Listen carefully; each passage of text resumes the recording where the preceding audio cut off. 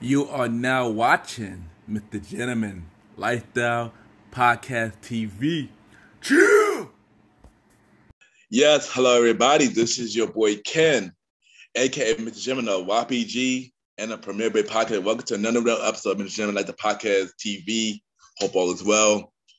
This is episode 11 in the YouTube version of Mr. Gentleman Like the Podcast TV. Yeah, and I'm glad y'all enjoyed this series. And y'all already know I got my special guest. I got Mr. Jonathan Harris on the show today. He's the author, he's a motivated speaker. And this was a dope interview. We spoke about a lot of things. We spoke about his journey. We spoke about wrestling. We talked about, music. We even talked about Ryan Leslie a little bit. So yeah, this was one of my. I can honestly say people do not get. This is probably one of my favorite interviews that I did. Special period. I'm not gonna lie. One of my favorite interviews I did. He a dope dude, man, doing amazing things. Support him. And yeah, so y'all already know what to do. Sit back, relax, and I'll be right back.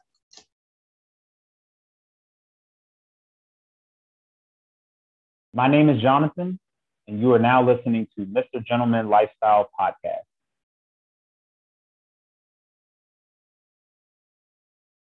Welcome back, everybody. Welcome back. At this time, I got my special guest.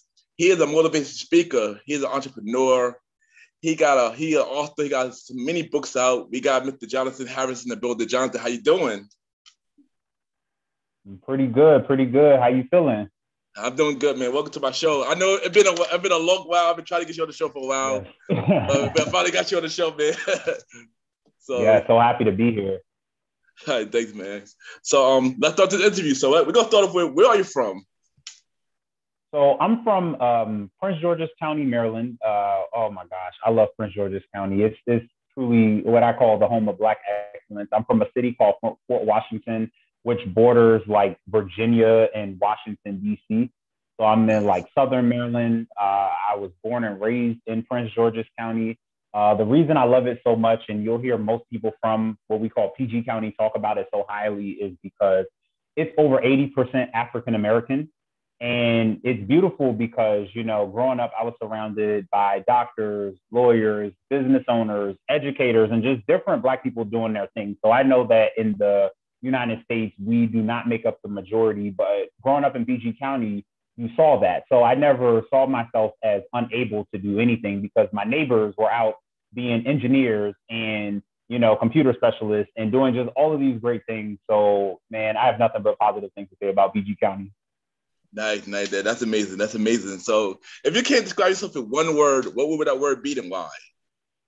Oh, wow. I definitely say passionate. I'm a person, I put my heart into everything I do. I've never been a person since I was pretty much a baby who faked much of anything. Like if I'm excited, you'll see it. If I'm irritated, you'll see it. If I don't like the idea, you'll see it. So it kind of forces you to just, be that honest person, and everything you do it from a place of passion. I'm definitely, when it comes to things I'm excited about, it's either 100 or 0. I can't ever give you 47%. So, I bring a sense of passion to whatever it is I'm doing.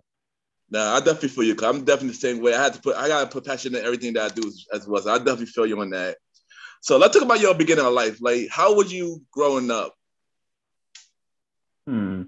So this is always a funny question to answer because I'm like thinking about like, wow, what was childhood like? I would say that in some parts of me, I was very outspoken, and other parts of me, I was very shy. So I come from a family, especially my grandfather was one of my biggest influences. But I remember something he always told me is that no opinion, or it was like any opinion worth having is worth defending. So I remember from an early age, like I couldn't just spill away. I had to be able to explain why I thought something. So my parents and my grandfather have always pushed like articulation on me. So from an early age, I've always had the gift of gab. I've never really been a person who was shy or nervous when it came to speaking in front of large crowds or just talking.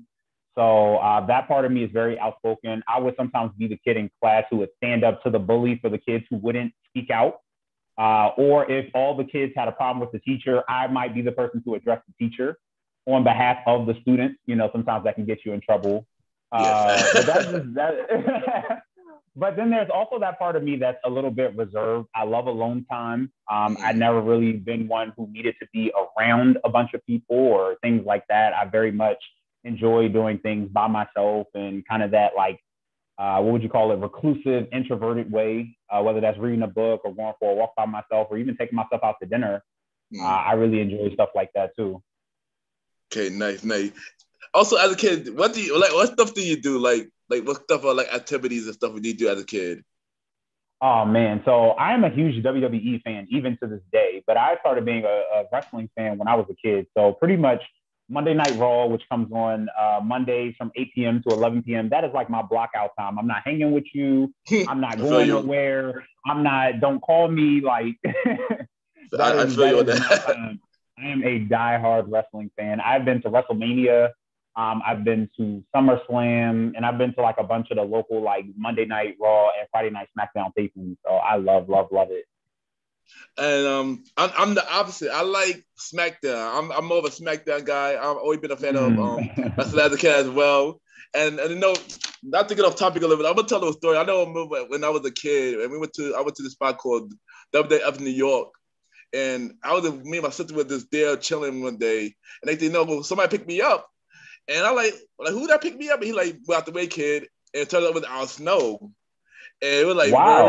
yeah, it was very rare. I didn't know it happened so fast. I remember it was Sunday Night Heat, and they were hosting Sunday Night Heat at the event. I was like, oh wow, it was just so Yeah. fast, and that was the first time I ever met a wrestler. I never went to a live event, or wanted to go to a live event, but Oh, you yeah, gotta try it. You got to. So that was in New York. That's where they had like that cafe or like that yeah, restaurant, yeah, right? yeah, yeah, Yeah, and I yeah, remember because they used to do Sunday Night Heat there, like you were saying, and they had Tough yeah. Enough back in the day. I did, But no, yeah, it's funny. The only wrestler, so I didn't meet him, but he did pass by me. So I don't know if you remember, Roman Reigns used to do his entrance, like the Shield. They used to walk through the crowd yeah, yeah, when yeah. they first started. So we had tickets to a show. It was me, my cousin, my dad, and my uncle. And they walked right, like Roman Reigns walked right down the road, and I was on the edge, so I got to like bump his arm. I was like, oh, that's kind of cool. Oh wow, that's dope. That is dope. Yes, That's dope. But let's get back on get back on track yes. on topic. But how everything that you did as growing up made you the person that you are today? I would say that it definitely taught me focus. I'm a very disciplined person. Anything that I'm serious about, I really stick to it. I commit my mind to it. And I really learned that from my dad. My dad is very big on routine and stuff Mm, like that. So I'd say that I'm a very routine person when it comes to sticking to things, sticking to schedules, sticking to goals that I set for myself. So that kind of helps me. I really have shifted away from what other people think of me and have shifted to what I think of myself as my motivating tool. Because I realize as you get older, like you can't chase approval from other people. You yeah, true, gotta true. take pride in yourself. You have to find yourself to be handsome. You have to find yourself to be smart. You can't wait from that validation and acceptance because that might cause you to do things that you're not even proud of just to get, let's say clout or Yeah. approval or things like that. So that's really what helped me stay focused is that I've always been like a different kind of kid. Like I've only owned maybe one or two pair of Jordans in my whole life. I haven't really dated a whole lot of girls. I haven't really, you know what I'm saying? I don't like clubs. So, some of my interests might be different growing up than like the typical teenager at the time. Or even, when I was in my early 20s, some of the things that like 21-year-olds and 22-year-olds like to do. Like when I was in college, I actually waited until I was 21 to have my first alcoholic drink. And people were like, what, you really waited? And, a lot of times college people are freshmen, 17, 18 years old. And, nothing wrong with that, no judgment. But I'm just saying that for me, some of my value systems were a little bit unconventional compared to people in my age. So I know in some places I definitely stood out like a sore thumb. But for me, I took pride in knowing that like this is my belief system. These are my values. These are my morals, and I'm gonna stick to it, even if like it's not popular to be this way. You know what's crazy? I actually was 21 when I took my first drink as well. So that's crazy. Oh wow. I definitely could relate. Yeah, I definitely could relate to you. So that's definitely cool. Yeah, everything you're saying Okay. that's definitely dope, man. So as I said mentioned in the beginning that you are an author. So what inspired you to become an author? So believe it or not, it was a complete accident. I am definitely much more of a math and science nerd. I enjoy outdoorsy stuff and science experiments and whatever. Like I said, being an author was I wouldn't call it a mistake, but I will say it wasn't a part of my life plan. Long story short, I ended up getting a flat tire, and when I put the car in the shop to get fixed, I filled out the maintenance form wrong. I put that I needed a tune-up. And, tune-ups are really about fixing the wiring. It has nothing to do with tires. So I ended up paying $200 for a repair that I actually didn't need for the actual issue I put the car in the shop for. Yeah. As a result, what was only supposed to cost me cost me $80, cost me $280. Oh, wow. So, I was talking to my father, and he was just like, well, how come you didn't call if you had questions? And I'm, at the time I was 24, and I'm thinking I didn't think that I needed your help. And, also too, it's that whole male pride of we think we know everything and we don't want to ask nobody for help. And I realized it was such a stupid mistake to make, because had I just called somebody who knew more about cars than I did, my dad would have told me, you don't need to check that off on the form, you need a tune-up. And I would have saved $200. So after I got the car back, I remember saying to myself, that's such a stupid mistake to make. But then I started to think about, well, what do other guys do who don't have a dad in their life or don't have any type of male role model to be there for them? And that's really how it started. My book is called Master of Ceremonies. I actually have it here. Master of Ceremonies, A Male's Guide for a Successful Life. And it's targeted towards young adult males. Obviously a book will never take the place of someone's dad or, just male figure. But it does cover a lot of things in here that guys might have questions about. There's a diagram on how to tie ties. There's a couple recipes for people who don't know how to cook. There's information on budgeting for people who may not be good with money. But then beyond just those life skill things, there are also, paragraphs and chapters that talk about real world things, like how to improve your self-esteem, how to be in a healthy relationship, and more importantly, how to leave toxic friendships behind. I share a story about having to walk away from a 15-year friendship and all that went into that decision, but also understanding as a young man and just as a young person, what type of people you need to be around in order to really be successful. So I think that the book does a good job of tackling things that go on inside of your mental health, but also giving you real world skills to know, how to travel to an airport and all the different things you need to bring and stuff like that. So definitely proud of it.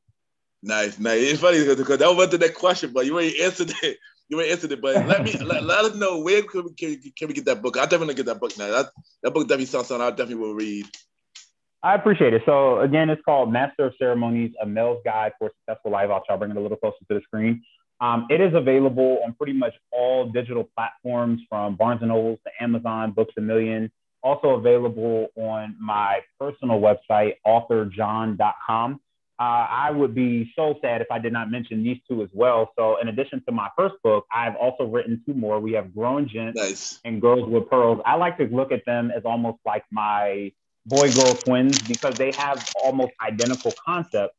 But Girls with Pearls and Growing Gents are for, younger children. And it talks about just different things that we want and expect out of children, like helping around the house, saying please and thank you, being good with money. So for example, in the boys book, you might see something like this, where it says a gentleman saves his money, and you see a kangaroo putting some money in his pouch, because we want to teach kids about financial literacy. And the girls book has similar concepts to that as well. Here's another example.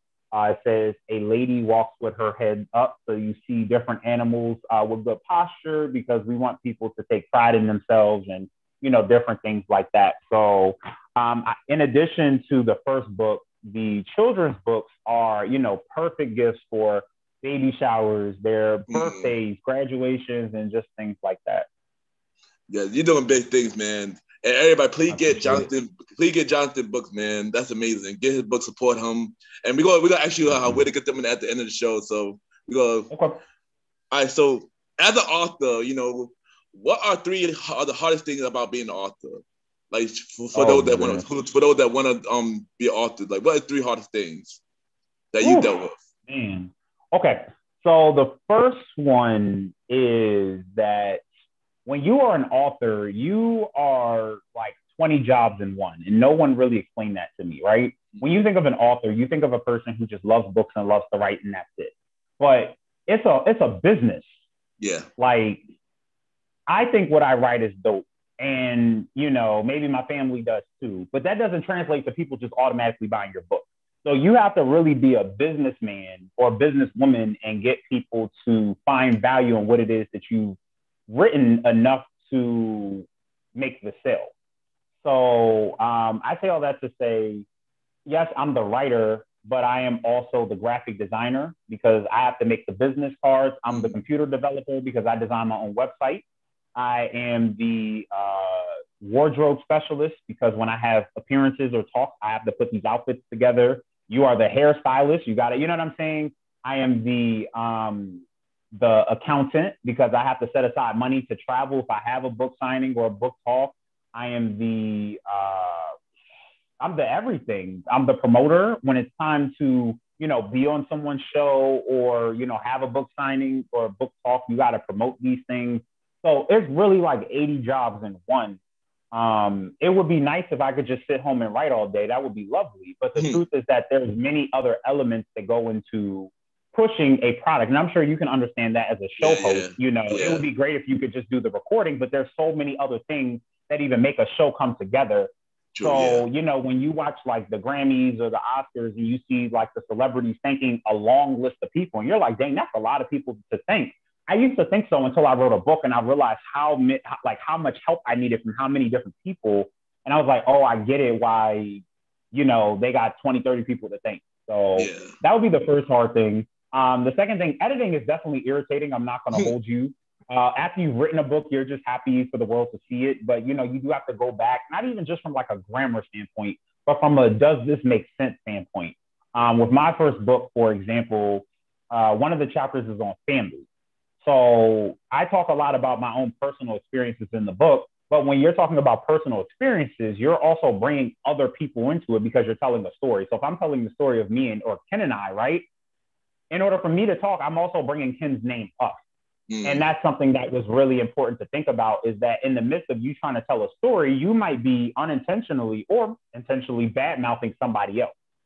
So there was a big part of like, how can I be truthful without being hurtful to somebody else? So you have to go back and write, or should I say rewrite things. You also want to make sure that things are making sense so you're just not rambling. Every book should have a goal. So with every sentence, every paragraph, the question that you have to ask yourself is like, how does this contribute to the objective you're trying to get your reader to get? And if it doesn't really need to be in the book.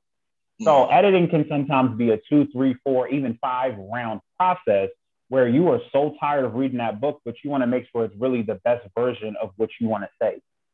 So that would definitely be the second thing.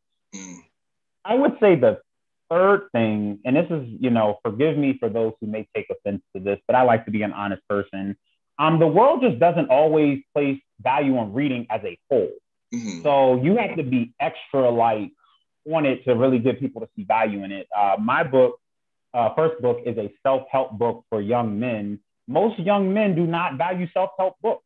So I had to early on learn that my target reader and my target buyer aren't the same thing. My target reader are young men. My target buyer are their mothers, their girlfriends, grandmamas, aunties, and things like that. Because in my experiences, usually it's the women in your family or the women in your life who want you to be better. So they will invest in this product for you to give it to you. So 90% of my purchases are from women, even though it is a men's book that they then gift to boyfriends, husbands, father, just, different things like that. So, sometimes as a writer, you might feel a little bit discouraged because people just don't always flock to books. If there's an audience of people who love to read, then you're fine. But I know for me, I felt a little bit like, did I just waste my time here? Because, people aren't always kicking down the door to read a book. I remember I was at a book signing and there was this teenager who was like, don't you think $16 is a little much for a book? And I was like, no. But again, I'm a person who likes to read. So I would be willing to make that investment. The average person, probably not, who is of that age. So, people will pay $300 for shoes. People will pay $80 for a video game or different things like that and won't think twice. But to some people, $16 is too much for a book. So you got to be very, very, very strong-willed in what it is that you want to get across and really understand that everybody isn't going to love what you created. So that would be my third tip that I would share. Okay, nice. Good tips. Good tips. Good. I know people could definitely learn from these tips. Good tips, man. And what advice do you have to do for like new authors or somebody that want to put a book out? Like what advice do you have for them? Oh my goodness. The first thing, definitely get a business coach. You can also get a writing coach too, which will be really helpful. You know, some people might feel comfortable enough they don't need the writing coach, but I would definitely tell you to get the business coach. Because again, there's so many things that you do not realize are a part of the process of making a book work. Like my first book is 5 years old, and I've grown so much over that, but I've taken a lot of hits because of ignorance. I didn't know certain things that I should have known. For example, right? Like there are book awards out there, and book awards help you become more credible. But book awards are usually only available within the year that your book came out. So you have like a short timeline to submit yourself for nominations or have somebody nominate you. And a lot of those things are paid. You got to pay to enter, to be considered, to possibly win. Like there's a lot of different things there. Same thing when I made all of my covers, I hired other people. So coming up with contracts, you know, so that you don't get sued down the road, or having somebody review your contract so that you're not shortchanging somebody else or being shortchanged yourself. So again, there's a lot of business that goes into this world. And I was so ignorant to that. I would just, like I told you, the example I gave was about the car being messed up and me being excited to just share life skills with guys. That's how I entered into this world, just happy to share wisdom, not realizing that I was going to be smacked in the face with all of this business stuff. Like I remember being so ignorant to this, man. When they sent me like tax information, I'm like, what are y'all sending me this for? I don't like what? Because I have to pay taxes on the books that I sold. You know what I'm saying? Like there are so many like things I just wasn't even thinking about. And the average person is not thinking about. Most people write a book like, I have a story I want to tell, and that's their focus. Yeah. But it's not that simple. You know, so I would definitely tell whoever is interested in getting started in the world of writing to get yourself a business coach so that side of it can also be good too. Okay, amazing. So also you have a publishing company called J Harris LLC. Tell us about how that got started. Sure. So I actually started that in 2020, February 2020 to be specific. I wanted to take a little bit more creative control over my process. The first time for my first book, I went through a different self-publishing company, and they were great. But one thing I've realized is that there are companies who are very pricey, and a lot of the things that they are charging you for, you actually can do yourself. So you might be paying $2,000, and what you're paying $2,000 for is for your book to get printed, but they're going to give you other things like business cards, maybe a blown up poster of your book, or just some other kind of marketing things like that. What you realize is that if you kind of sit down and maybe go through a YouTube tutorial, you can cut out a lot of those costs and just do those things yourself. So over time, I learned how to design my own business card, design my own website, design my own posters. So what I really need your help for might only be $200, but I'm paying you $2,000. So with my own publishing company, I have the ability to have more financial control and creative control over what it is that I put out. Down the road, I actually want to help other people write and create their own books as well. So I'm not quite there yet, but that is the long-term vision, is to definitely step into the world of book coaching.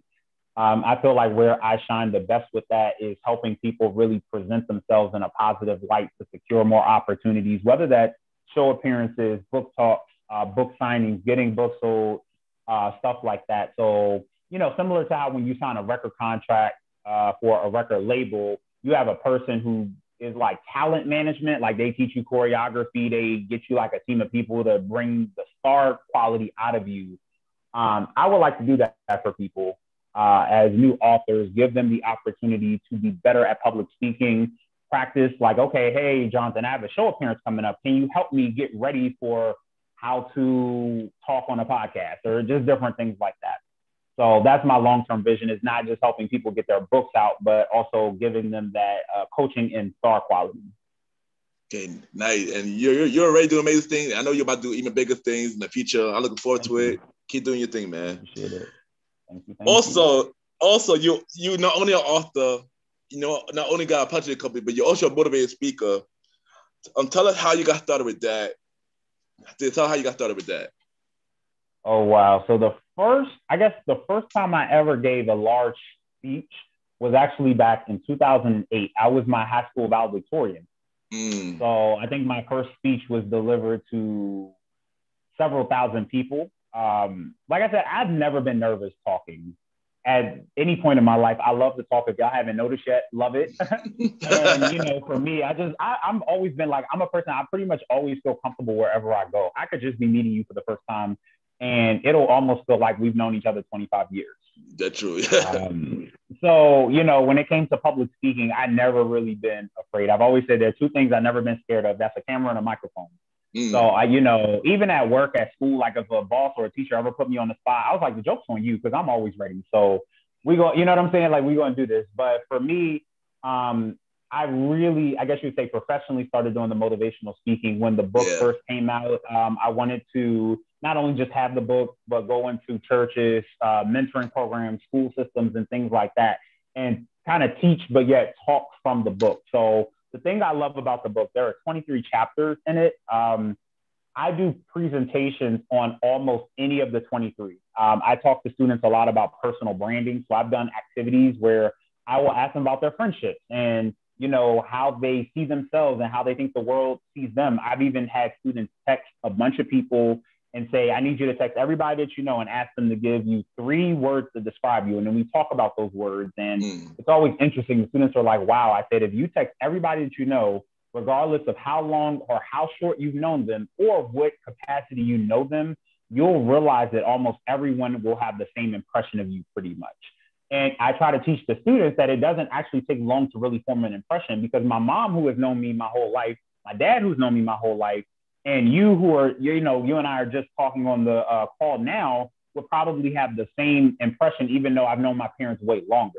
Yeah. So I always talk to the students about like, you'd be surprised how quick it is to pick up on something about a person and how you should be intentional about how you interact with them. So, students love stuff like that. We've been able to have some really important conversations about like how to choose your friends, how to walk away from toxic friendships, just different things like that. So I really enjoy it. I would say I like workshops better than like speeches because with workshops, you have a chance for everybody to give input, not just you Yeah. talking to them for like a 30 minutes or an hour, but instead like everybody feels a part of the discussion. And I consider myself to be a lifelong student. So even though, yes, you brought me in to teach you, I'm happy to learn from you too. Yeah. So Exactly. when Yeah.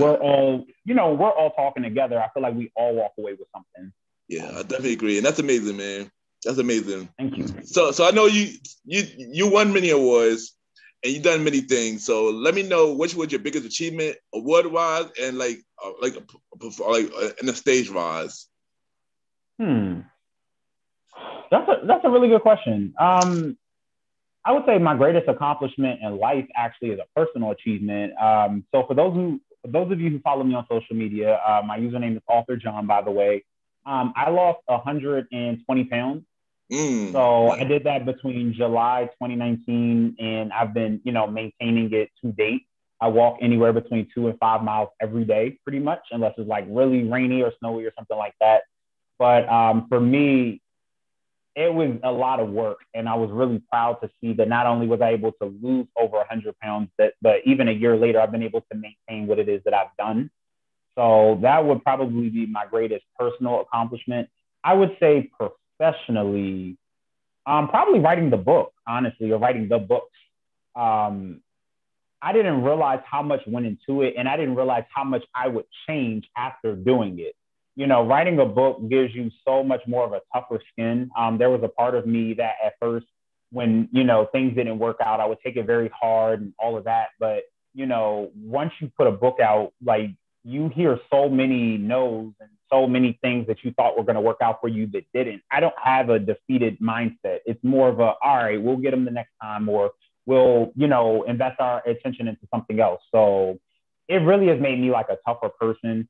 It has made me more mindful of how I present myself into the world because I have like kids that follow me because I went to their school to talk to them. And that's just so powerful. Like, if we're in the same age bracket and we're being funny amongst each other, is no harm, no foul. But when you have like a 13-year-old who's watching your page and they tell you how much they look up to you, I feel like I would feel 30 times worse if I was like on social media acting up or doing something crazy. And Yeah, granted, yeah, it's my page. I could do what I want at the end of the day. But I realized like I have a platform. So, being an author is really what helped establish me. And then I work at a college too. So a lot of my students follow me and they follow the journey of the weight loss, the books, and all of these different things. So, being an author is what really kind of set me up for that. You got to do better with your own life because there's so many people who are looking to your example. They're counting on you and, all of that stuff. yeah. And once again, congrats on all of the accomplishments you made, man.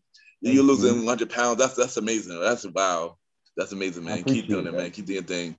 So we're gonna switch gears a little bit. And as you know, we are in a pandemic. We are still in a pandemic, even though things get a lot more better. So I want to know how did the pandemic affect you, and what did you learn from the pandemic? Okay, good question. For me, it did a lot of different things. It really helped me slow down a little bit.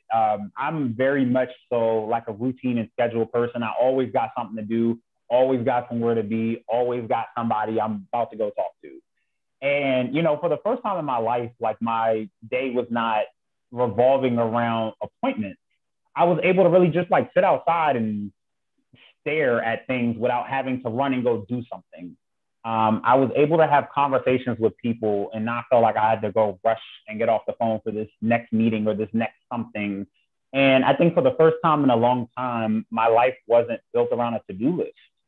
I was able to really just value human relationships and be intentional about those conversations. Like at my college, the custodian who worked in the building that I also work in, we were able to have like a really good conversation and we were able to just talk for the first time. Like I wasn't off running to about to go do something. He wasn't running off to go do something. And we both found out that we had so much in common with each other. And it was just crazy because I'm like, dang, we pass each other every day and this is going on. But now we're finally able to really talk to each other. And we found out we both love PlayStation. We both love wrestling and all of that. So I'm grateful for the pandemic for its opportunity for us to just like really value relationships more intentionally. Yeah.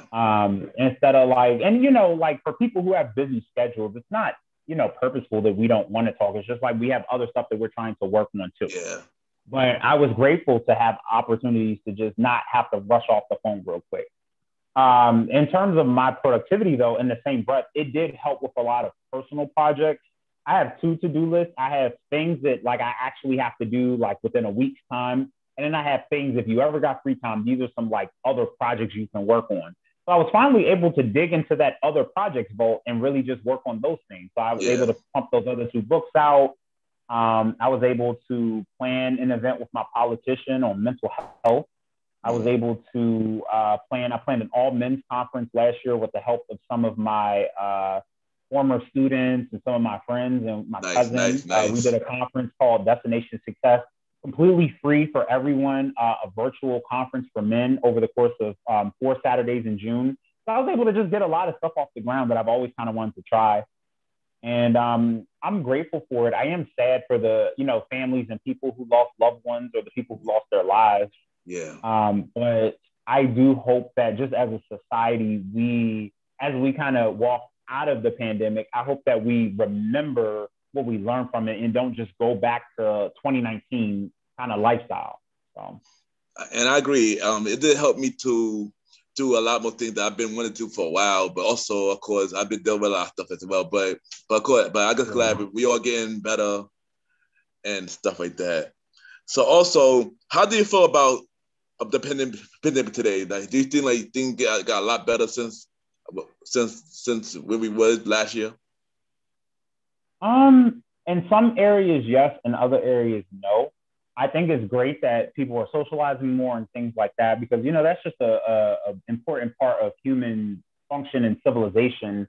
I say no in some areas because we have to still kind of address the safety aspect of like some of our workers. I think that we should have definitely, as a society, given hazard pay to certain industries that maybe weren't considered for hazard pay, but still had to go into work. Like there were a set of people who had to still go through their regular work didn't get hazard pay. And then others, were given the opportunity to work remotely. So, for those who essentially did put their lives a little bit more at risk, but didn't receive the compensation for it because they were deemed essential workers, I'm sure that probably leaves a chip on their shoulder. So I think just us being more mindful of compensation and stuff like that. I would say too, with work schedules, I know some companies are going back to like full-time work permanently, like back at the site, but it's already been proven that a lot of these jobs can be done from home. Exactly. Yeah. So I'm just a little bit curious as to like, if your company didn't see a decrease in productivity during time at home, why make everybody come back? Is it for like a micromanager type of thing? Is it for team building, or like what is the intent behind making everybody come back? So that's why I would say in that area, we haven't really seemed to have grown in all industries quite yet. Okay, I definitely agree. But let's go back to brighter. No, let's get back to more positive things. So okay. So what is your dream venture? Something that you always want to do? Oh wow, y'all are gonna laugh when y'all hear this. Well, I'm not gonna say y'all not gonna laugh, but it is gonna catch a couple of you by surprise. So I would love to be a brand ambassador for Quaker. So I am a huge oatmeal fan. Earlier I talked about how I lost weight. Oatmeal was one of the top reasons that I did. For those of you who aren't familiar with the health benefits of oatmeal, not only is it good for your skin, it is great for your digestive system. It makes you feel full, but it's very low calorie in the same breath. So you're going to have almost like a fullness, like you had a pancake breakfast, but only, 200 or 300 calories with oatmeal. And it does a lot of great things for you. I eat oatmeal sometimes, some weeks, 7 days a week. And,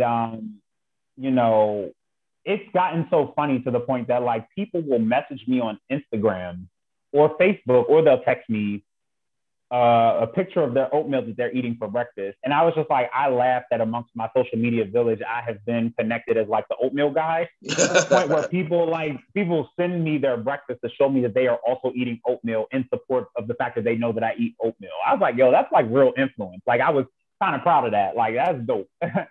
But I say all that to say, because I have lost, so much weight, and oatmeal played such a great role, and I do support them all the time. I always carry like anywhere between 2 to 3 jars of oatmeal in my apartment at all times.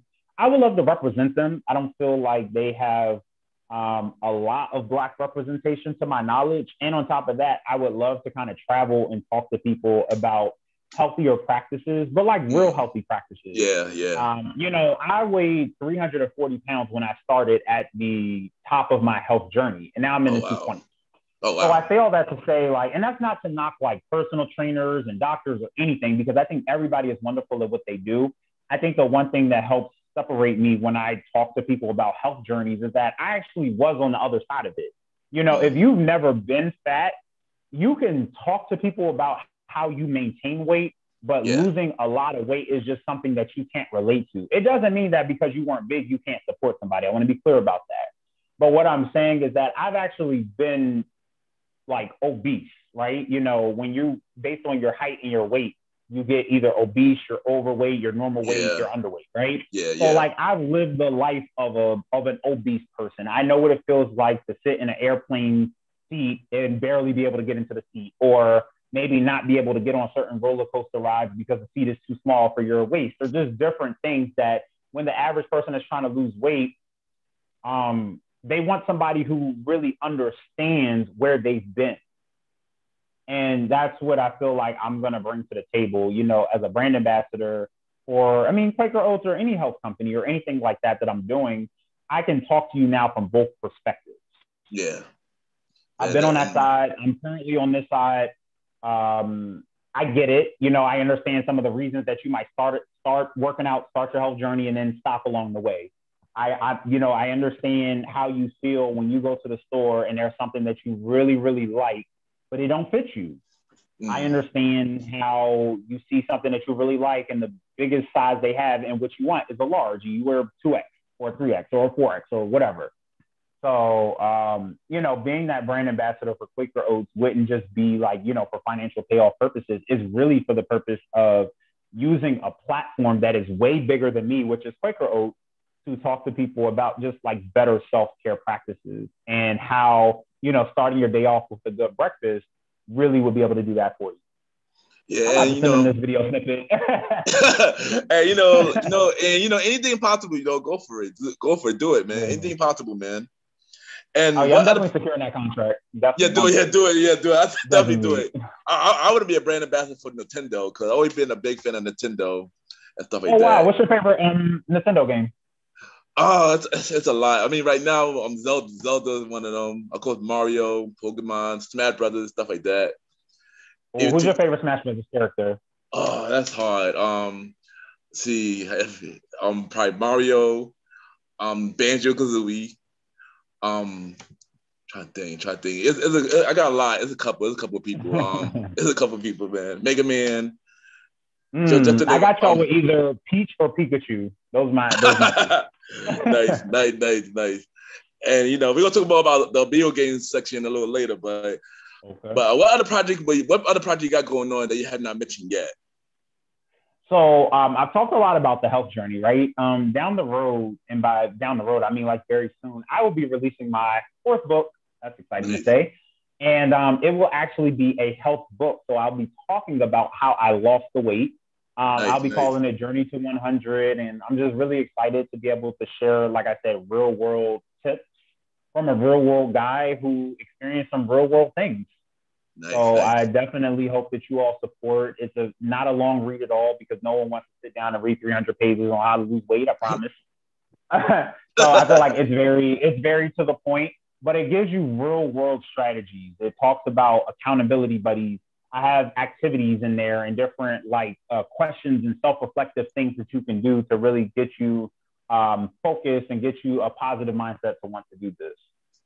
Okay, nice, amazing. And we're looking forward to that book. We're definitely looking forward to that book. And what do you have to say for anybody going to send out at you, from the author and everything? Say something inspirational. Oh wow. Okay, let me make sure I understand the question. So you're asking me what would I say to anybody who's listening right now? Yeah. Okay. Whew. All right. I want everybody to take the word finally out of your vocabulary. Why do I say finally? So finally represents something that you felt should have already happened in your life, but just recently happened. And when you say things like finally, you're forgetting that everything in your life is supposed to happen when it's supposed to. From when you get married to, or better yet, if you get married, children, degrees, buying a home, getting your business off the ground.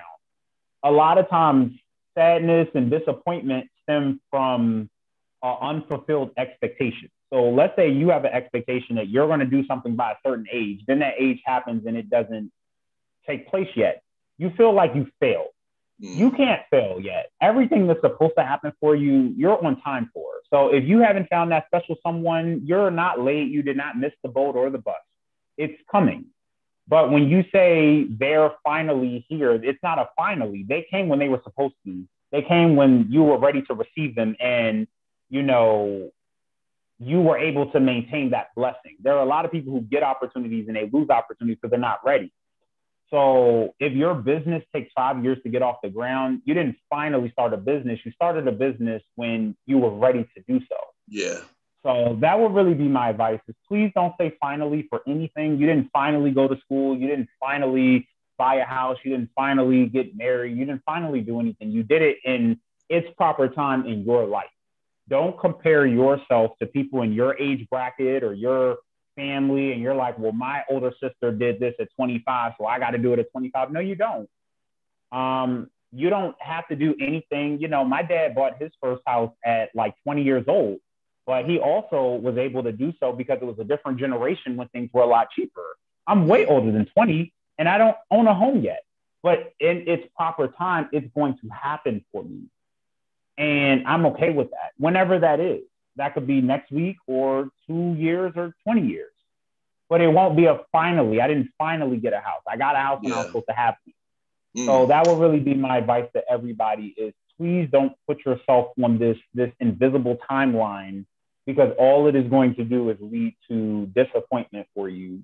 Instead, take every day as it comes and do your best until your blessing shows up.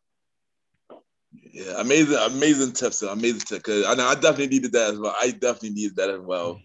All right, so before we go, we're gonna play a little game called Five Random Topics. Well, actually, 5 topics, and you can give me a long or short.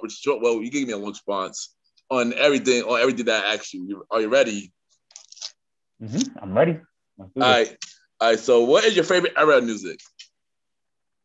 Oh gosh, 90s and early 2000s R&B makes up pretty much 90% of my playlist in my home. I feel you. That's one of my favorite era, and also the Motown days as well. You want to go all the way there. You want to go all the way back. All right. What is your favorite go-to movie to watch? Oh, I love Freedom Writers. Freedom Writers is so dope. If you've never seen it, it's about the education system in California, or at least one specific school. Please go check it out. It's a must-see. I love Mortal Kombat. Mortal Kombat is dope. The new one was not bad. I feel like the world gave it a hard time, but y'all go see it. It was cool. Yeah, so those will probably be my 2. Nice. You know that Freedom Rider is dope. I did watch Freedom Rider. I did watch both of them and Mortal Kombat as well. You know, I like both of them. All right, now we go back to the wrestling. Who are your 5 favorite wrestlers? Okay, let's see if we can do this. All right, so boom, we got Shawn Michaels, Heartbreak Kid. Trish Stratus. I would say, okay, favorite wrestlers. This one is going to be very unpopular amongst many who see this, but I'm a huge Tamina fan. Love Tamina. Wow. I don't know if he's a favorite, but I have a great deal of respect for Dolph Ziggler. I think that he is incredible. And lastly, I would say I've always enjoyed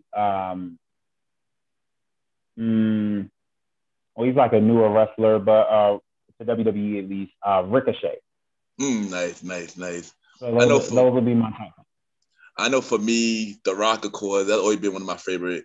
Kurt Angle. Yes. Trish Stratus. I always been a Trish Stratus friend. And I have to go current, right? Roman Reigns.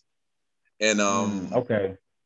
and who else? And somebody else. And Drew McIntyre. Okay. Yeah. Good lineup there. and I had Bobby Lashley as well at the 6th bonus because I like Bobby Lashley. That's my guy, Bobby. I'm still mad they broke up the Hurt business, but we'll talk about that on another episode. You're not the only one. I'm upset about that too. You were not the only one. Yeah, we definitely got to do another episode about that. About that. All right, what is your first video game system, and what is your favorite game out right now? Oh, okay. So first video game system that I remember. I can't remember which came first. I think my first game system was the Sega Saturn. Okay, but I can't remember if the Nintendo 64 came first or after. But definitely between those 2. Favorite game that's out right now. I play a lot of wrestling. I did not get the WWE Battleground, which is more of like the cartoonish animated one. I still play WWE. I guess that would have been 2K20, which is really dope. Getting ready for WWE 2K22. And when I'm not playing anything wrestling related, I'm definitely playing Madden. Last year, man, I was running ship in Madden. I was top 6% in all of online. I was hurting anybody who stood in my path. So nice. Those are my games. I know for me, Sega Genesis. The first game I had was Sonic 2. I remember that I had Sonic 2 with it. Yeah. Favorite game out right now, Breath of the Wild. Okay. Yeah. And I'm gonna ask you a bonus question. Do you watch AEW? You know what? I have not yet. I only kind of like hear about it and follow it via like dirt sheets or like Twitter, Instagram, stuff like that. But I cannot say I sat down and watched the full episode yet. Nothing against it. I guess I just need to kind of carve out some time. I know many of the people who are on AEW are like former WWE talent, so I'm sure I'd be, glad to see them and stuff like that. Yeah, I mean, I watch every here and there. I mean, it's not my favorite. I mean, I feel like everybody overhype it too much for me. That's just me. But I mean, I watch it every here and there. I watch it every here and there. And the last question: which celebrity would you like to meet? Just name 3. Oh goodness. Okay, so I've already met her twice, but she'll always be on the list because I can never not meet her enough time. Like I can never meet her enough time. Like so, R&B singer Maya is my like. Oh, nice. Probably top 2 or 3 favorite people in the whole wide world. That's a whole nother episode in itself. But so definitely. Okay, let's see. I would definitely say A. Marie would be dope. Another 2000s R&B singer, and probably a wrestler would be great. I don't know if I have a specific one. Maybe Shawn Michaels would be great. It'd be cool to pick his brain, hang out with him, maybe get a wrestling training in or something like that. That'd be dope. Nice. I know for me, that may be Dwayne Johnson, of course, The Rock, of course. Yes. Barack Obama. And definitely a good one. And one of my favorite artists, he very underrated, Ryan Leslie. Yo, that's so crazy that you would say that. Ryan Leslie is one of my favorite people. I've almost seen like every single Ryan Leslie like YouTube interview ever. And if you've ever noticed, his interviews are like very lengthy. He like really goes into things into great detail. I will sit there and watch the whole hour and a half. Like, love him, very smart. Addiction is one of my favorite songs. And then also one of his, I guess, independent albums, Only the Lonely, History, dope track. So it's so funny because, like, I work at a college and my students some of them are like 10, 12 years younger than me. So I say Ryan Leslie, they're like, who? I get so angry. I'm like, not who. But nah, that's so dope. If you've never seen this, please go to YouTube. There is this video. It's called Ryan Leslie Makes Addiction. And it's I know about that. I watched that. Yo, crazy. It is literally like I've seen it too many times. Like I already know like order for order what it's gonna be. For real. But truly one of the best videos, like music composition wise. I definitely wish that he had saw more fame in the public eye. I agree. But I guess everything works out the way it's supposed to. I agree, man. That dude's amazing. Amazing. He got talent, man. That one person I would wish I could definitely interview, man. That's one person I wish I could bring in the show. But hopefully in the future we could do that. But you know, he has a super phone, right? Yeah. I was going to say, definitely, you could definitely text him. I don't know if he's going to hit you back right away, but like I've texted him a couple times. He's like put his number out there and everything. So I got the number. I gotta text him. I gotta text him one day. But Jonathan, thank you for coming on the show. It's been amazing to talk to you, man. And you're doing big things. Keep doing your thing, and you're doing amazing thing, man. Keep doing your thing, man. Appreciate it. Thank you so much for having me. Yeah, and you already know, drop your social media and everything that you do. And your book and everything where everybody can reach you and everybody can get your book and stuff like that. Drop it all down now. All right. So again, I'm Jonathan. Thanks everybody for tuning in. Again, I have 3 books out currently: Master of Ceremonies, Growing Gents, and Girls with Pearls, all available on my website, which is www.authorjon.com. That's AUTHORJON. That is also my social media name for Facebook, Twitter, Instagram, Snapchat, Clubhouse, and YouTube, plus the PlayStation Network, all Author John. So AUTHORJON. All right. Thank you. Then, Jonathan, we'll be right back.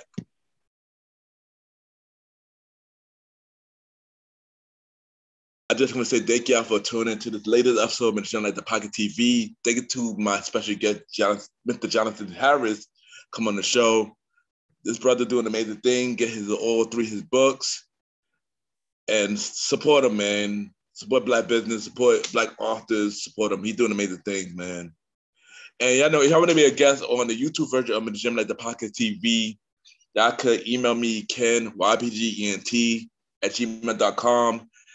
and y'all get to see me about yourself and everything that you do, and we can set you up on a YouTube exclusive. Yeah, and once again, thank y'all for tuning into this new episode, and have a good day or night whenever you're watching this episode. You are now listening to Mr. Gentleman Lifestyle Podcast Season 4. Cheer!